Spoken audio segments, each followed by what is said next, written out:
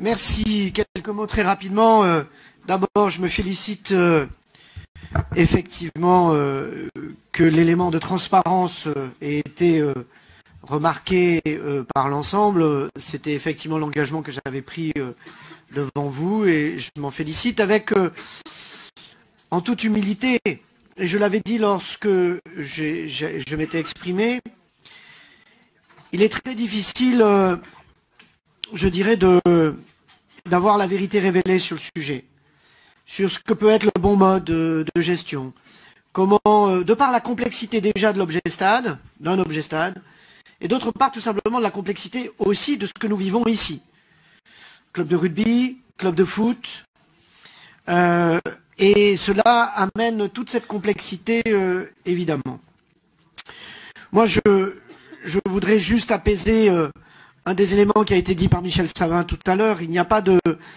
ce n'est pas la position de la ville de Grenoble qui impose quoi que ce soit. Non, non, très sérieusement, je crois que moi, la volonté ici, c'est encore une fois, et cela a été dit dans la conclusion de Jean-Damien Mermillot-Blandin, c'est de trouver un stade qui fonctionne, qui est ouvert, qui permet au plus grand nombre de venir, je dirais dans différents modes, dans différentes propositions, tout cela dans le cadre, je dirais, d'un coût pour le contribuable qui reste raisonnable, étant entendu qu'on doit définir ce qu'est le niveau raisonnable, tout simplement d'un objet comme celui-là. Je le dis aussi, ça a été dit par Klaus Abfas très justement, je crois qu'il faut qu'on fasse attention, ce n'est pas le prix de location du stade, aujourd'hui qui est certes dans la fourchette élevée pour le FCG, qui met le FCG aujourd'hui dans une difficulté. Ce n'est pas cela.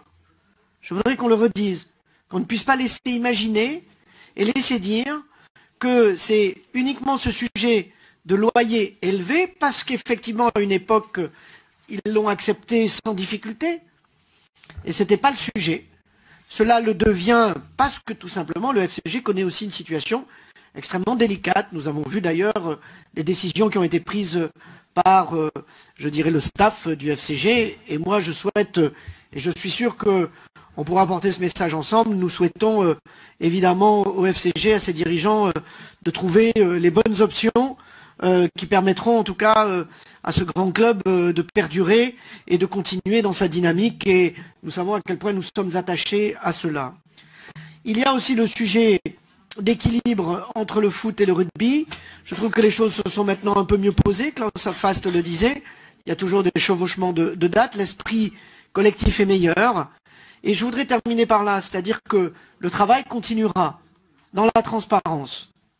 De la même façon, encore une fois, moi je l'avais dit, je n'ai pas de religion sur ce qui peut être le bon mode. Je préfère le dire ici. Encore une fois, vraiment en toute tranquillité. Je veux simplement, et nous voulons tous, que cet équipement dans sa complexité puisse le mieux fonctionner possible, mais qu'il soit le moins coûteux pour le contribuable. C'est bien ça notre sujet. Donc avançons de façon extrêmement pragmatique, je dirais ensemble, dans la transparence.